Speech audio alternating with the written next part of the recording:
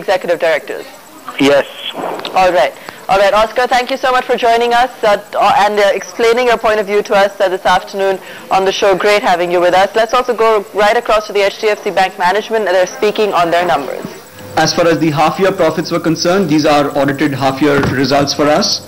The net profit growth, therefore, was at 30.3%, with the half-year net profit at 2,977 crores. The capital adequacy, and this includes both the year-to-date profits because they've been audited, the financials have been audited, and 3,500 crores of Tier 2 capital that we had raised in August.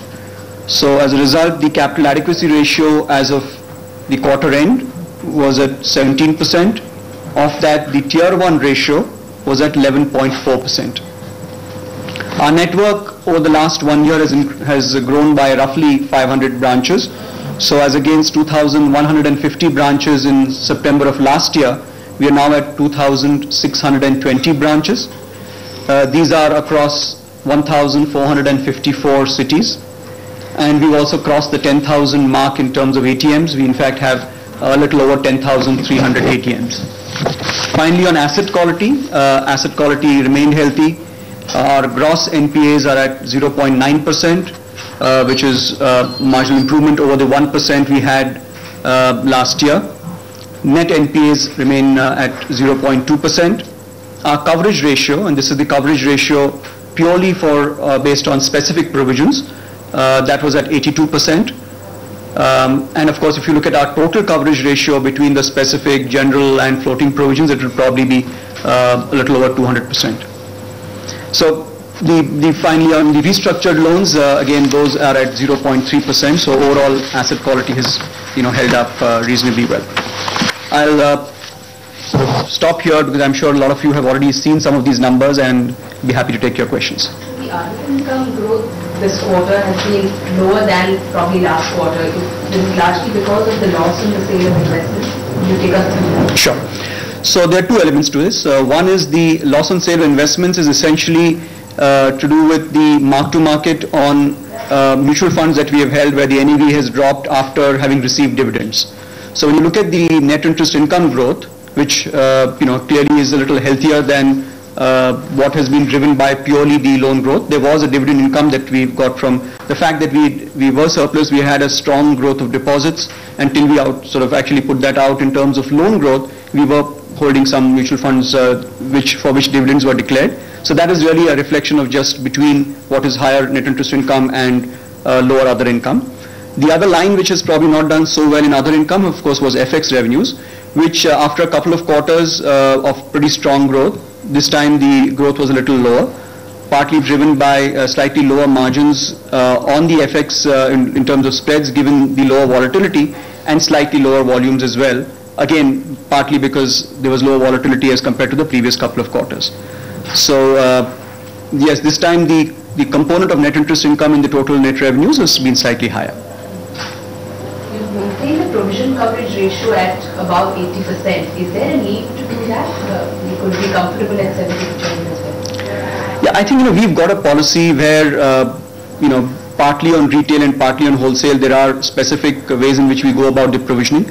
On the retail side, depending on the product, whether it's secured, unsecured, and depending on the number of days that we've had the NP on our books, so essentially the number of days overdue, we have a certain coverage ratio that we maintain consistently.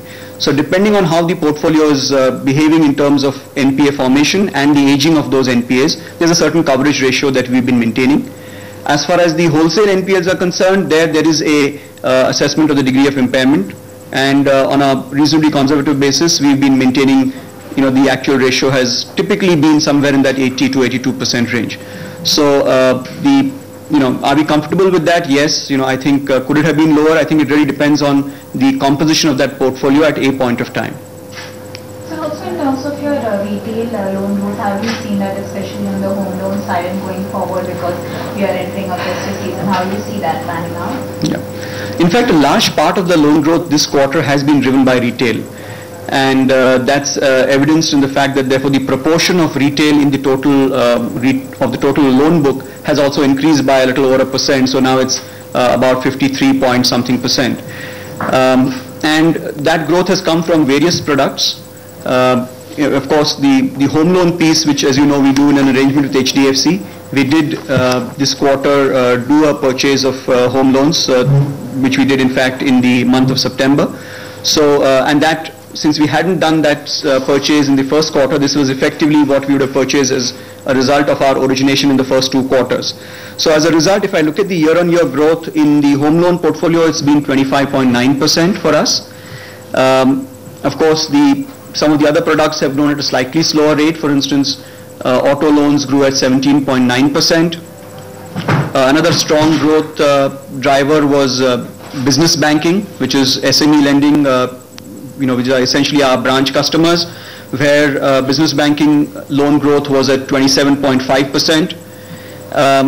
Personal loans has grown at 32%. So we've had more than a couple of products which have grown at a reasonably healthy rate, including, of course, the home loan piece that I spoke about earlier.